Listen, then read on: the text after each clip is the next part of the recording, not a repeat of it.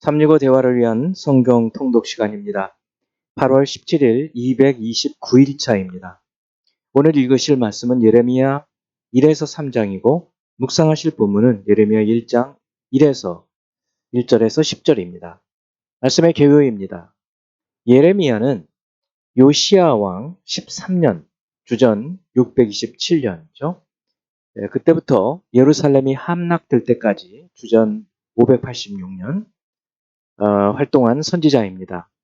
내용의 85% 정도를 예루살렘의 함락과 성전의 파괴를 통해서 남유다를 심판하실 것에 대한 하나님의 경고 선언이고, 나머지 포로 기환을 통한 회복에 대한 내용이 한 15% 정도 된다고 볼 수 있겠습니다.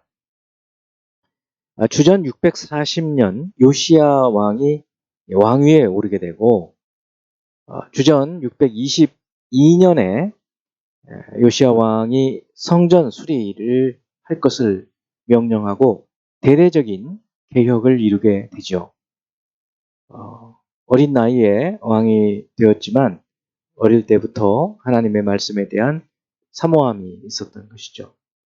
그리고 주전 612년에 아수르의 느느웨 성이 바벨론에 의해서 함락이 됩니다. 그리고 3년 후 주전 609년에 무깃도에서 애굽 왕 바로 느고와 전투에서 요시야 왕이 전사를 하게 되고 여호아하스가 그를 대신해서 왕이 됩니다. 1차 갈그미스 전쟁 609년이죠. 그 전투를 마치고 애굽이 내려오면서 애굽은 여호아하스를 폐위시키고 여호야김을 왕으로 세웁니다. 그래서 애굽에 복종할 것을 요구하죠. 그리고 나서 4년쯤 후에 주전 605년에 두 번째 갈그미스 전투에서 이번에는 아예 애굽을 대파시키죠. 바벨론이 유다를 침략해서 다니엘을 비롯한 귀족들을 포로로 끌고 가죠. 605년 2차 갈그미스 전쟁은 유다 입장에서 볼 때에는 1차 포로로 끌려가는 그 해입니다. 다니엘은 이때부터 바벨론에서 활동을 시작하죠.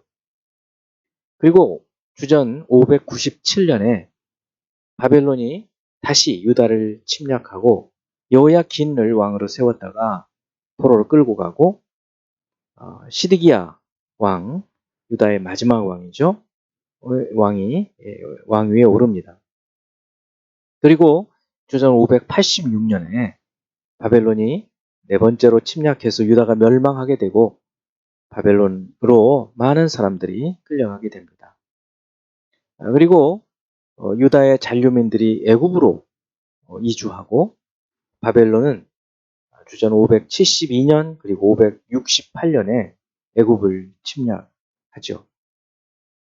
예레미야 1장은 예레미야가 하나님의 소명을 받는 이야기, 그리고 2에서 51장은 유다의 죄에 따른 심판과 은혜에 의한 하나님의 구원 이야기, 그리고 마지막 장 52장은 예루살렘이 함락되고 포로로 끌려가는 이야기로 구성이 되어 있습니다.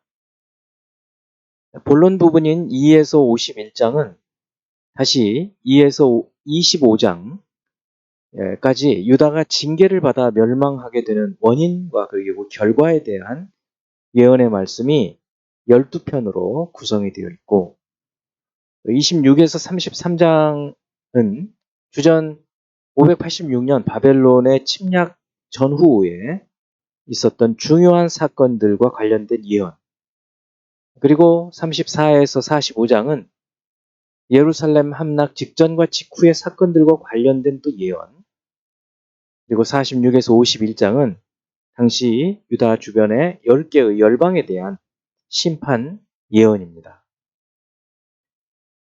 말씀의 개요 중에 1장은 예레미야 활동의 배경이고, 활동의 그 시대적 배경이죠. 그리고 선지자로 부름을 받는 이야기와 두 가지 환상을 하나님께서 보여주시면서 격려하시는 말씀입니다. 사명을 주시는 것이죠. 2장 1에서 13절은 이스라엘이 하나님을 배반한 것에 대한 책망의 말씀이고 14에서 28절은 그 배반의 결과에 대한 이야기, 그리고 29에서 37절은 질문을 통해서 유다의 배반이 얼마나 부당한가 하는 것을 논증하고 그래서 심판할 것을 선언하는 말씀입니다.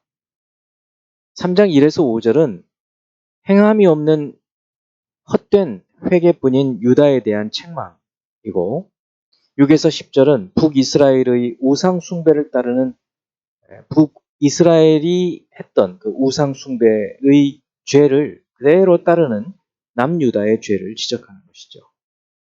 그렇지만 11에서 25절은 그래도 하나님께로 돌아오면 하나님께서 고치시겠다고 회복을 약속해 주시는 말씀입니다. 이제 예수 그리스도를 닮아가고자 하는 우리의 목표를 향한 여행을 위해서 질문하고 대답하는 시간을 갖습니다. 첫 번째, 예레미야 1장 1절.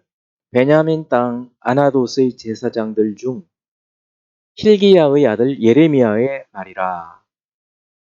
예레미야의 가정적 배경은 어떻게 될까요? 예레미야의 고향은 아나돗인데요. 베냐민 땅에 속한 곳이죠.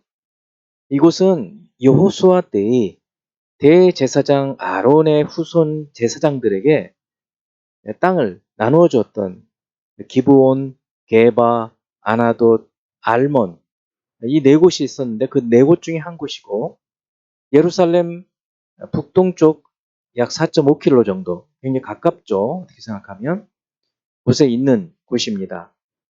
이들은 이곳에 거주하면서 예루살렘 성전에 가서 성전 사역을 했던 것이죠. 두 번째, 예레미야 1장 11, 12절. 여호와의 말씀이 또 내게 임하니라. 이르시되 예레미야야 네가 무엇을 보느냐 하시매 내가 대답하되 내가 살구나무 가지를 보나이다.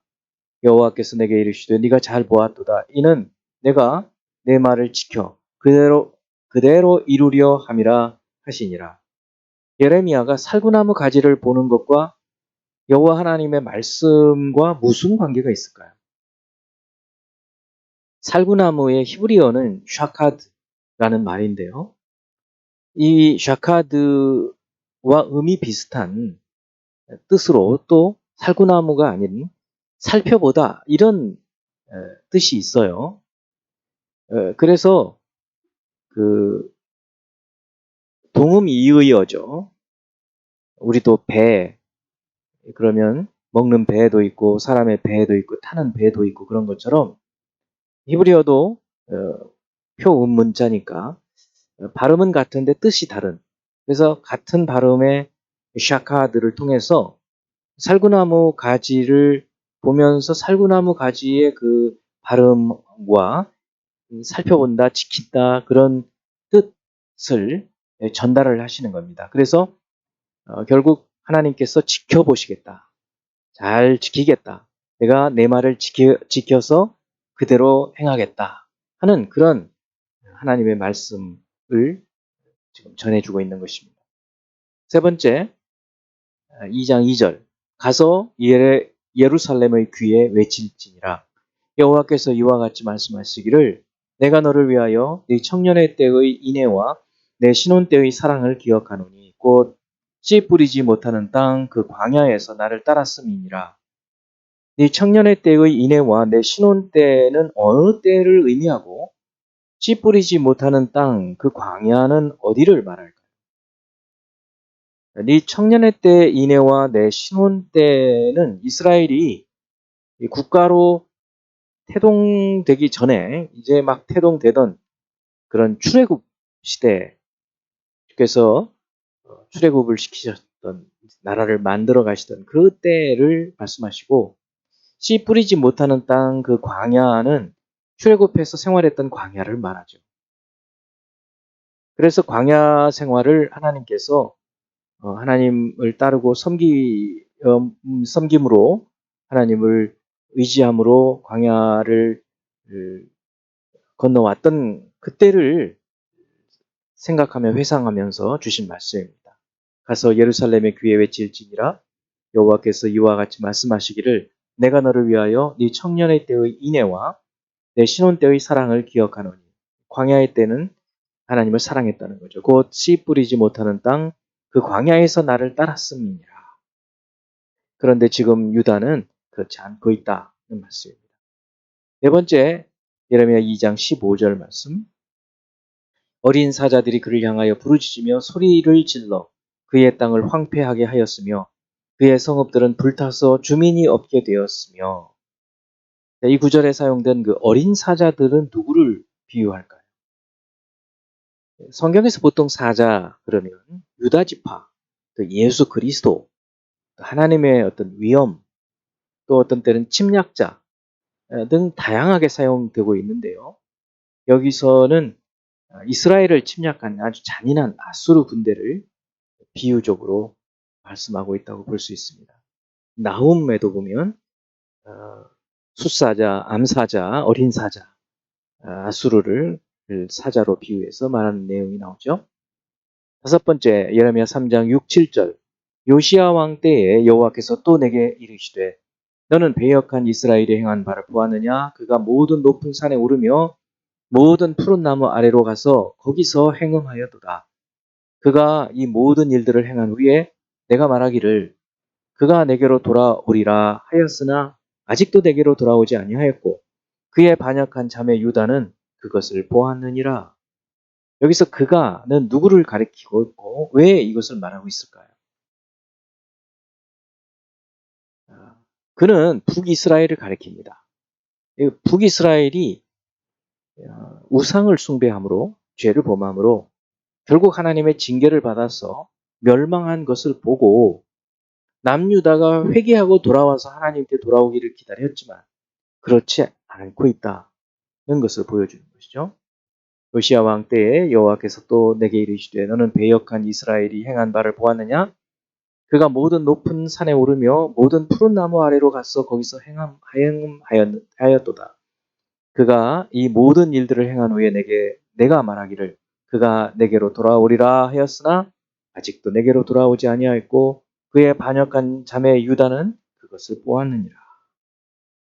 이제 한 구절의 말씀을 묵상하여 교훈으로 삼고 기도하는 시간을 갖습니다. 예레미야 2장 35절. 그러나 너는 말하기를 나는 무죄하니 그의 진노가 참으로 내게서 떠났다 하거니와 보라 네 말이 나는 죄를 범하지 아니하였다 하였으므로 내가 너를 심판하리라.